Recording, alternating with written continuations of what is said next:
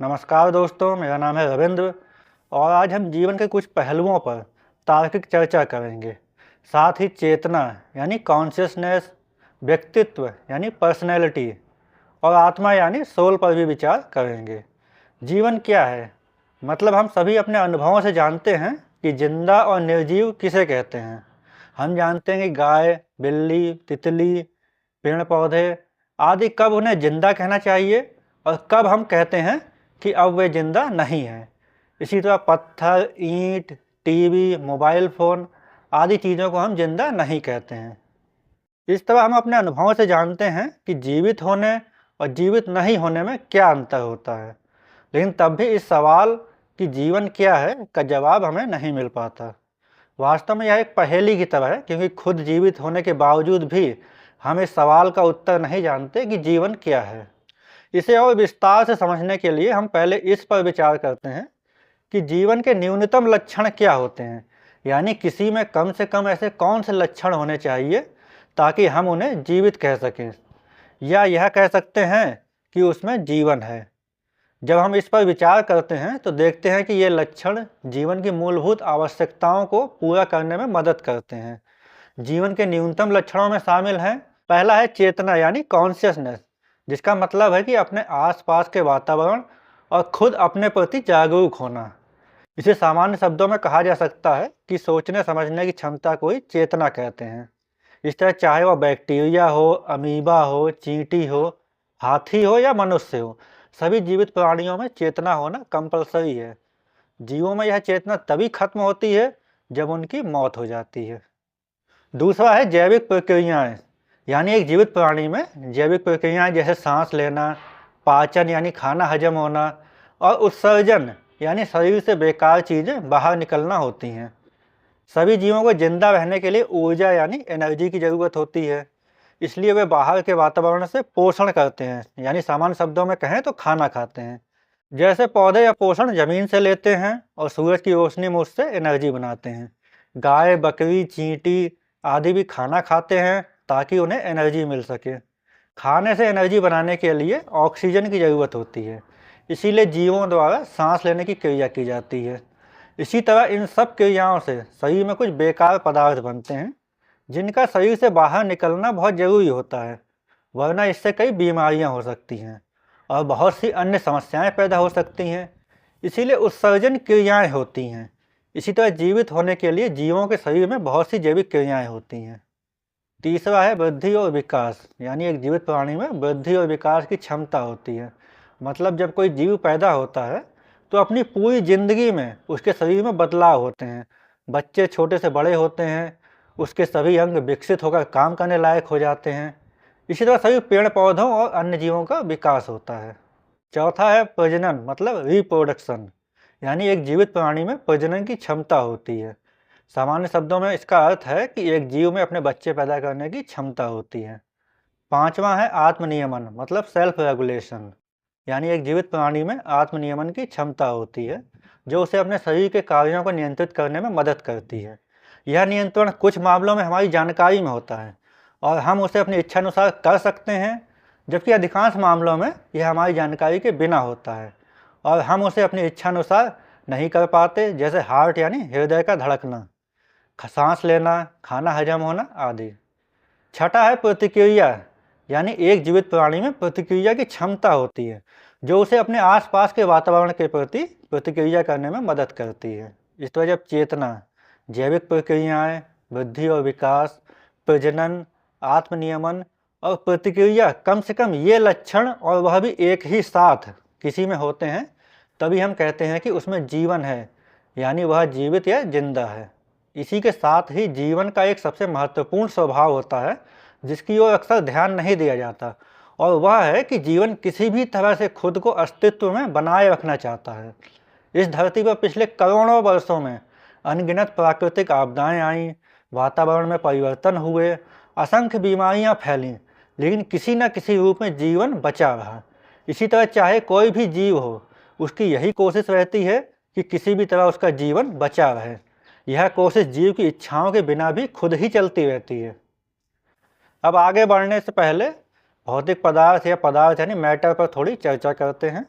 पदार्थ वह है जो हमारे आसपास के वातावरण में पाया जाता है, जिसे हम छू सकते हैं, देख सकते हैं या अन्य और तरीकों से महसूस कर सकते हैं, और जो स्थान यानी जगह घेरता है।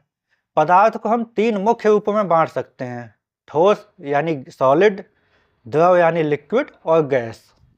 सभी चीज़ें, चाहे वो मनुष्य का शरीर हो, पेड़ हो, मोटरसाइकिल हो, स्मार्टफोन हो या और कुछ हो, जो जगह घेरती है, जिसे हम देख, छू या अन्य तरीकों से महसूस कर सकते हैं, पदार्थ यानी मैटर से ही बनी होती हैं। अब समझते हैं कि ऊर्जा यानी एनर्जी किसे कहते हैं। जब हम किसी मोटरसाइकिल में पेट्रोल डालते हैं, तो मोटरसाइकिल का इंजन उस पेट्रोल से शक्ति पैदा करता है और मोटरसाइकिल चलने लगती है। इसी तरह जब मनुष्य भी खाना खाते हैं, तो हमारे शरीर का पाचन तंत्र उस खाने को शक्ति में बदल देता है और हम कोई काम कर पाते हैं। इस तरह किसी चीज़ या जीव में काम करने की क्षमता को ही ऊर्जा यानी एनर्जी कहते हैं। बिना एनर्जी के इस संसार में कोई भी काम नहीं हो सकता। पदार्थ यानी मैटर और ऊर्जा यानी एनर्जी को लेकर एल्बर्ट आइंस्टीन ने एक बहुत महत्वपूर्ण खोज की थी कि पदार्थ और ऊर्जा वास्तव में एक ही हैं और इसीलिए दोनों को एक दूसरे में बदला जा सकता है। यह एक ऐसी खोज थी जिसने सोचने के तरीके को ही बदल दिया। आइंस्टीन से पहले लोग मैटर और एनर्जी को अलग अलग मानते थे। इस तरह सभी जीव पदार्थ यानी मैटर और ऊर्जा यानी एनर्जी से ही बने होते हैं।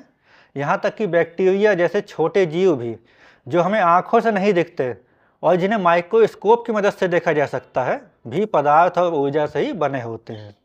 इससे सिद्ध होता है कि किसी भी जीव का एक शरीर जरूर होता है, चाहे बड़े से बड़ा जीव हो या छोटे से छोटा जीव हो, उसका शरीर जरूर होता है। और आज तक कोई भी ऐसा जीव नहीं मिला है जिसका कोई शरीर ही ना हो। यह शरीर भी पदार्थ और ऊर्जा से ही बना होता है। इस तरह हम इस निष्कर्ष पर पहुंचते हैं कि जीवन के लिए पहली जरूरत पदार्थ और ऊर्जा से बना शरीर है।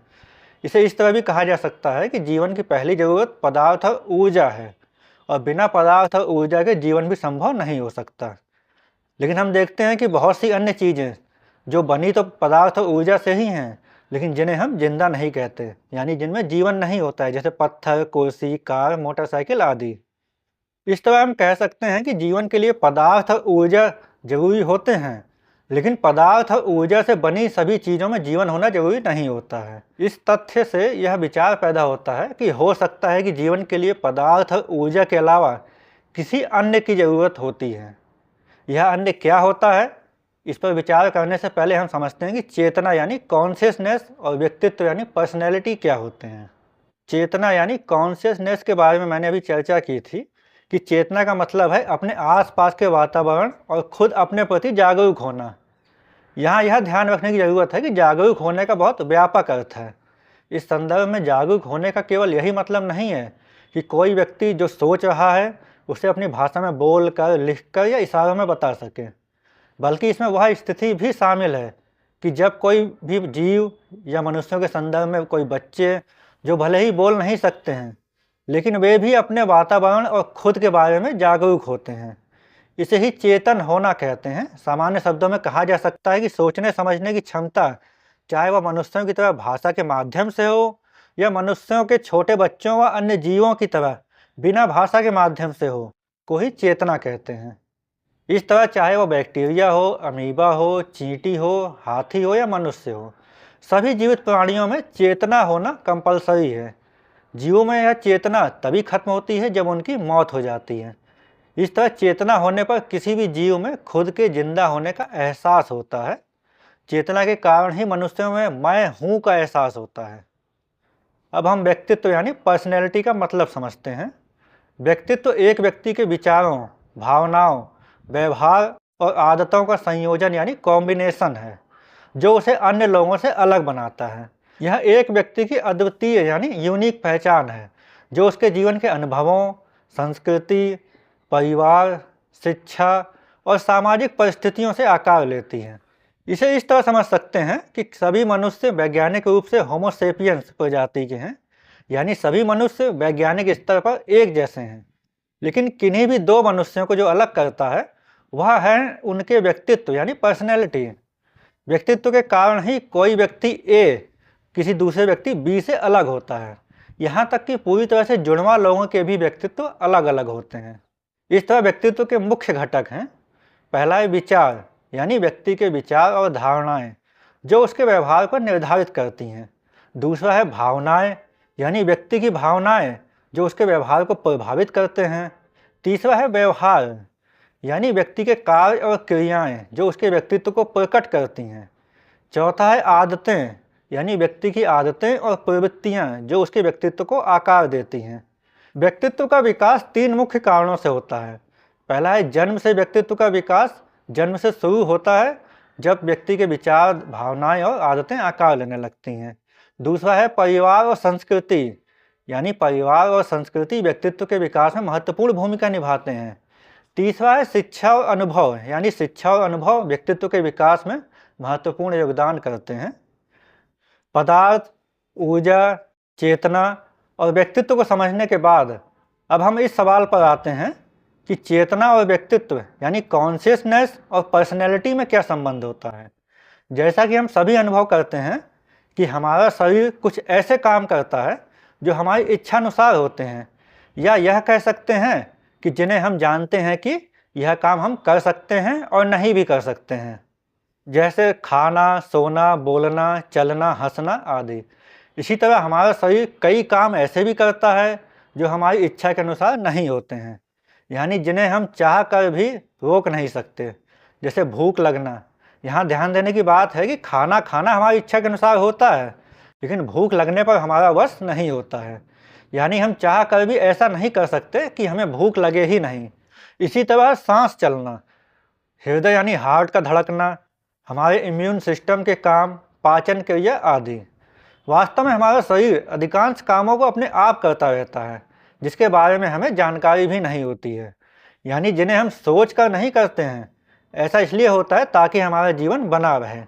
इसी तरह की स्थिति मनुष्यों के अतिरिक्त अन्य जीवों में भी होती है। इससे यह निष्कर्ष निकलता है कि जीवों में चेतना के 2 भाग होते हैं। पहला भाग हमारी इच्छाओं के अनुसार क्रियाओं को करता है और जिसकी हमें जानकारी रहती है, जबकि दूसरा भाग हमारी इच्छाओं और जानकारी के बिना ही जीवन के लिए जरूरी क्रियाओं को अपने आप करता रहता है।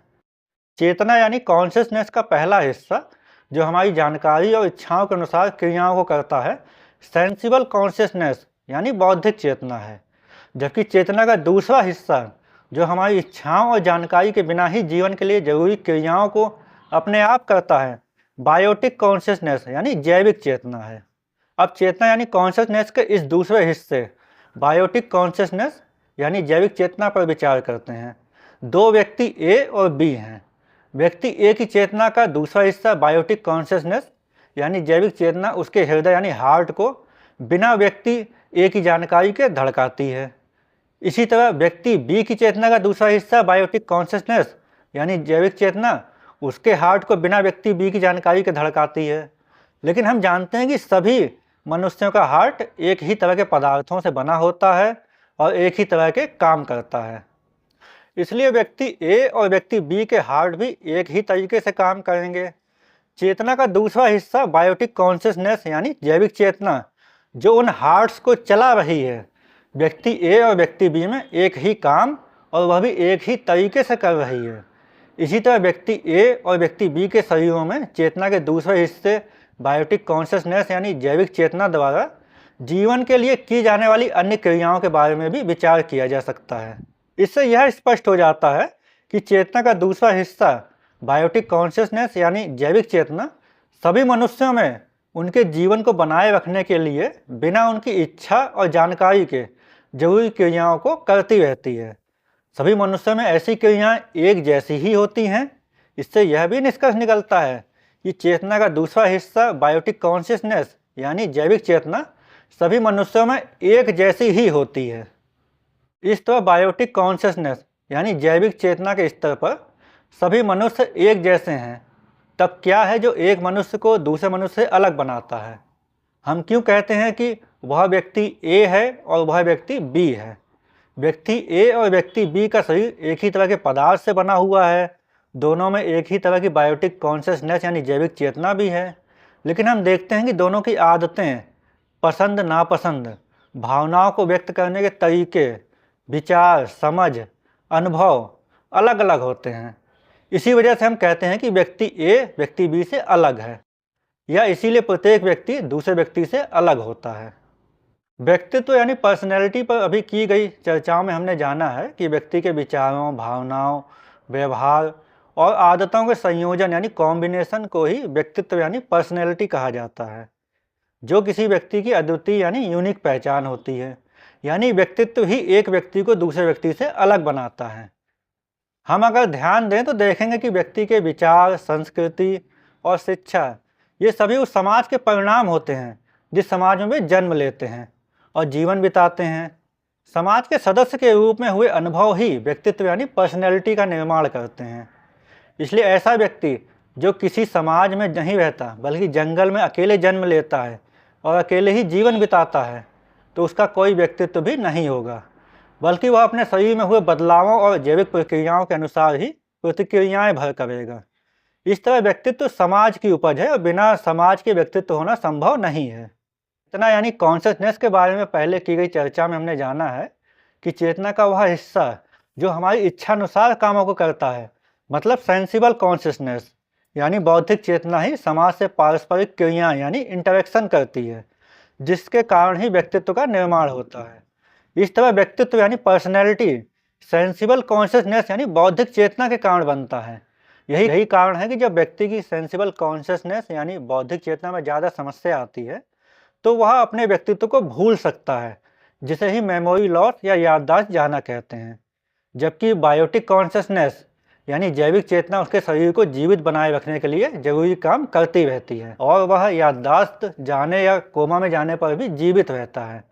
इससे यह भी निष्कर्ष निकलता है कि बिना सेंसिबल कॉन्शियसनेस यानी बौद्धिक चेतना के व्यक्तित्व नहीं बन सकता, लेकिन बिना व्यक्तित्व के सेंसिबल कॉन्शियसनेस यानी बौद्धिक चेतना रह सकती है। जीवों में चेतना यानी कॉन्शियसनेस पर चर्चा करते हुए मैंने पहले बताया है कि चेतना होने पर किसी भी जीव में खुद के जिंदा होने का एहसास होता है। चेतना के कारण ही मनुष्यों में मैं हूँ का एहसास होता है। यह मैं क्या होता है इसे समझना जरूरी है। जब कोई यह कहता है कि मैं खा रहा हूँ, मैं पढ़ रहा हूँ, मैं ए हूँ यानी मेरा नाम ए है आदि, तब लोग ध्यान नहीं देते कि यह मैं क्या होता है। अगर किसी व्यक्ति से पूछा जाए कि तुम कौन हो, तो वह जवाब देगा कि मैं ए हूँ यानी मेरा नाम ए है, मैं बी जगह पर रहता हूँ, मेरे माता पिता का नाम सी और डी है, मैं एम काम करता हूँ आदि। इस तरह वह अपनी पहचान, अपने विचार, अपना काम धंधा, अपना निवास स्थान आदि बताएगा। सेंसिबल कॉन्शियसनेस यानी बौद्धिक चेतना और व्यक्तित्व पर चर्चा करते समय मैंने पहले ही बताया है कि यही व्यक्तित्व होता है। यानी व्यक्ति जिस मैं की बात करते हैं वह उनका खुद का व्यक्तित्व ही होता है, जो उस समाज की उपज होता है जिसमें वह व्यक्ति जीवन बिताते हैं।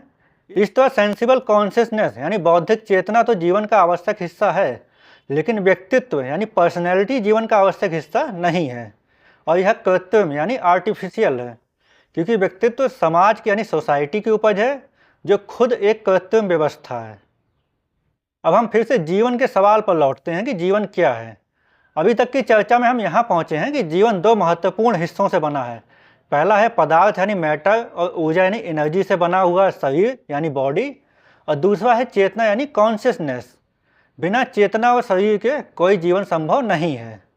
यह माना जाता है कि शरीर यानी बॉडी तो पदार्थ और ऊर्जा के बने हुए हैं, जबकि चेतना यानी कॉन्शियसनेस के रूप में आत्मा यानी सोल को माना जाता है।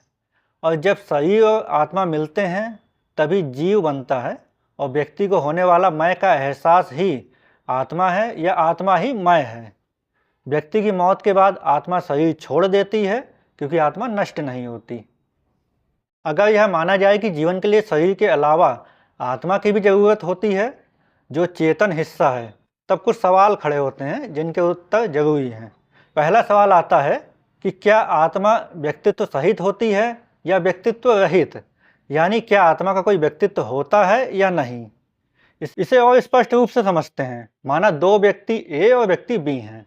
मैंने पहले बताया है कि व्यक्ति ए और व्यक्ति बी अपने व्यक्तित्व के कारण ही एक दूसरे और अन्य लोगों से अलग होते हैं, क्योंकि व्यक्तित्व ही किसी व्यक्ति की अद्वितीय यानी यूनिक पहचान होती है। अब आत्मा की अवधारणा को मानने पर यह सवाल खड़ा होता है कि क्या व्यक्ति ए और व्यक्ति बी की आत्माओं का भी व्यक्तित्व यानी पर्सनैलिटी होगी और दोनों की आत्माएं क्रमशः आत्मा ए और आत्मा बी होगी। अगर यह मानते हैं कि आत्माओं के भी व्यक्तित्व होते हैं, यानी व्यक्ति ए, व्यक्ति बी, व्यक्ति सी आदि की आत्माएं क्रमशः आत्मा ए, आत्मा बी, आत्मा सी आदि हैं और इसी कारण आत्मा ए, आत्मा बी एक दूसरे और अन्य आत्माओं से अलग होती हैं। लेकिन ऐसा मानने पर एक समस्या सामने आती है। मैंने पहले ही बताया है कि व्यक्तित्व उस समाज की उपज होता है जिसमें व्यक्ति जीवन बिताता है। इसीलिए व्यक्तित्व कृत्रिम यानी आर्टिफिशियल होता है और जीवन का अंग नहीं होता है। व्यक्ति का जीवन समाप्त होने के साथ ही व्यक्तित्व भी समाप्त हो जाता है। इसलिए व्यक्ति एक ही आत्मा का व्यक्तित्व होना संभव नहीं है। इस तरह अगर हम आत्मा की अवधारणा को मानेंगे तो हमें आत्मा को व्यक्तित्व रहित यानी बिना व्यक्तित्व का मानना पड़ेगा।